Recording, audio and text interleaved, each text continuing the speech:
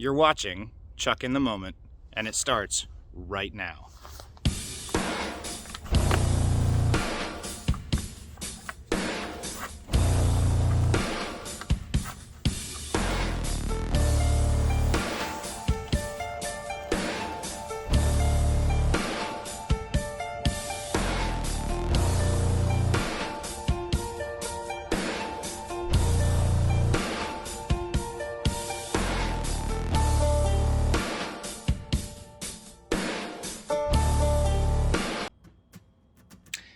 Hey everybody, welcome to episode 2. I'm glad you joined me. Thanks for coming back. Today's an exciting day because today we are at the hotel in Evansville. We're going to spend the night here, and tomorrow morning I'm going to go ahead and start walking on the trail. It's going to be really quick and easy to get over to the Wabash River, which is our starting point, and from there I'm going to be making my way towards Grand Tower, Illinois. And that'll be my first real leg of the trip. When I get to Grand Tower, I won't be that far from St. Louis, so we're gonna get somebody to come pick me up and run me through the city out to the other side to where what's called the Katy Trail is, and that'll be the beginning of the second leg. Before we go ahead and get started at walking here at the hotel, I figured it'd be a great time to do a gear overview. So let me go ahead and kind of do a breakdown for you guys. It's really quick and easy. First, we have all the gear. We have a map. The entire route is laminated with notes on where to stop, when to turn. Granted, it's not like a GPS, guys, because I'm not moving at 60 miles an hour. At best, I'll be doing about 3 to 3.5 miles an hour on a good day. So what we have up here is, obviously, it is winter time, so carrying the gear that we need for winter is a little heavier than what you'd need in the summertime. And there's a couple of guys that have been doing this trip, and they're going as absolute light as possible, and that is not what I'm doing. I love the comfort of certain things, and I want to stay warm, which is going to be the biggest battle on this trip, at least for the start. Keeping my feet dry and warm, and staying out of the rain or staying dry in general. We are going to be facing all sorts of different types of precipitation: sleet, hail, freezing rain, snow, everything, guys. It's the middle of winter, right? And I'm going through the Midwest at the worst possible time, probably. So hopefully it'll be fun, and you guys will enjoy the struggles that I go through, maybe a little bit just to laugh at me. Let's go ahead and get started here. So we got a couple of yellow dry bags. Notice everything I'm keeping is in dry bags. This is just so that we can make sure that all my things stay as dry as possible, even though they are going to be covered and carried in my dog stroller. So going back to what we have here, we have dinner, we have lunch and snacks, we have hot beverages, we have regular beverages, which are cold drink mixes, things like that. We've got breakfast. We've got extra drink mixes with electrolytes. So things for coffee, things for creamers and sweeteners go in here.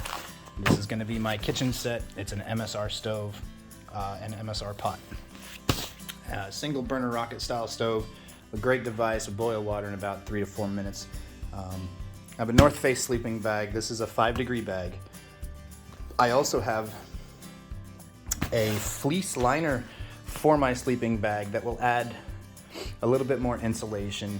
And if we're at 5 degrees with the bag, with the fleece liner, we should be able to be down to -1, -2 degrees at night. Of course, next to that, we have a camera. I can't do this trip without a camera, guys. You know I'm a photographer. Now, all of this has to fit into something in order for me to move it, because you guys are looking at this stack of things on this bed going, how the hell are you going to take that to California? Well, we went ahead and we got ourselves a buggy, and we've outfitted this buggy. It's a Booyah, which is a dog stroller. I believe they make child strollers as well. We went ahead and we modified it, so let me walk you through everything that we did. We went ahead and took out the center seat section with all the seat belts. I put a piece of flat Luan down with a piano hinge. And if we look on the inside, we've got a little door that folds up, and this is my garage. So inside, I've got a tool kit, I've got some spare tires, and a patch kit. I also have an air pump, and if you look in there, there's some electrical. You're like, Chuck, what's that? That doesn't come stock on a push cart buggy for a dog? Come on, man, what are you doing? Well, guys, I spent almost 20 years as a mechanic, so rigging up a little bit of off-road lights and a four-way is pretty quick, pretty easy. So we're gonna go ahead, let's flip these on for you and give you a look. That way when I'm walking, I'll be able to be seen anywhere I go. So tomorrow morning, we're gonna go ahead and load all this stuff up in this cart. We're gonna go out to the starting point, and we're gonna finish the first episode there.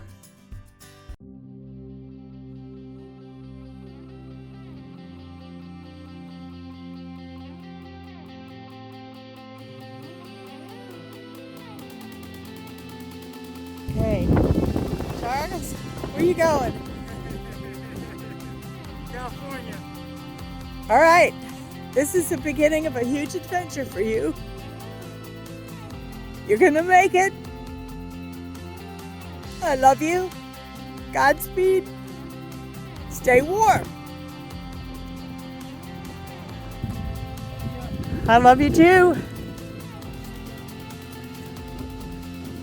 There you go. How's it going?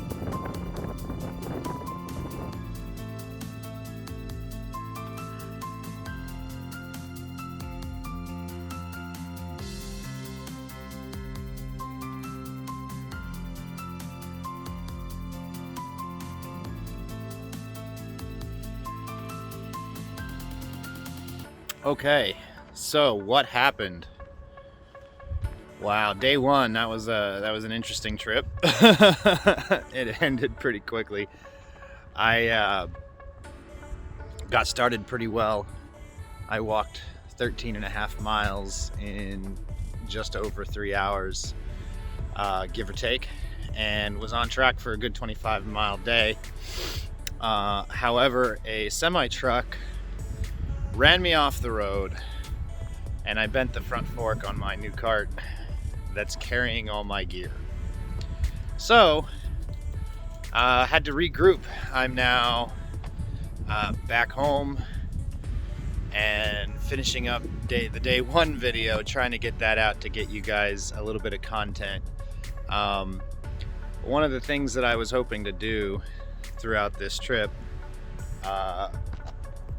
was some meditative words, and I had a whole list of words that I was going to get going on, day 2 or 3, and give you guys something to contemplate while I was walking.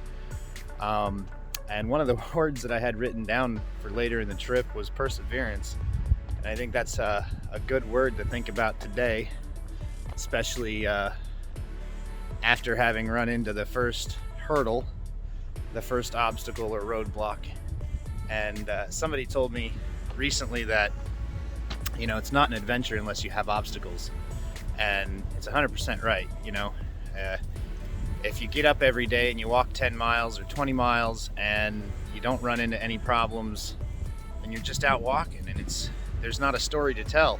So I want to be able to tell you guys a story, and this is all part of it. The struggles that you face when you're doing a trail like this, or when you face something that you're not necessarily used to doing all the time. So with that in mind, when you guys watch this video, just think about the obstacles maybe you've faced in your own life, and how you persevered or how you pushed through and get past them.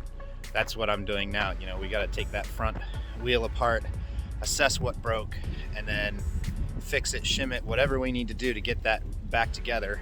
I'm also going to reassess time frames and weather conditions and things like that. Not that the cold had me beat completely.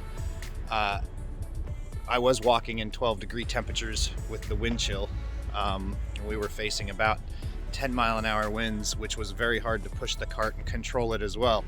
So I can lose a lot of weight if I wait until March to start the walk, which I'll be picking up exactly where I left off, which isn't that far from where I started the other day. But if I wait till March, then I can get through some of the colder weather areas. It won't necessarily be as exciting for you guys to watch in regards to snowstorms or ice storms or crazy things that I might have to face. There's still a possibility of harsh weather going through the Midwest during March. We can have late snow showers. There can still be cold temperatures, that are coming down into the 20s and even teens at night sometimes.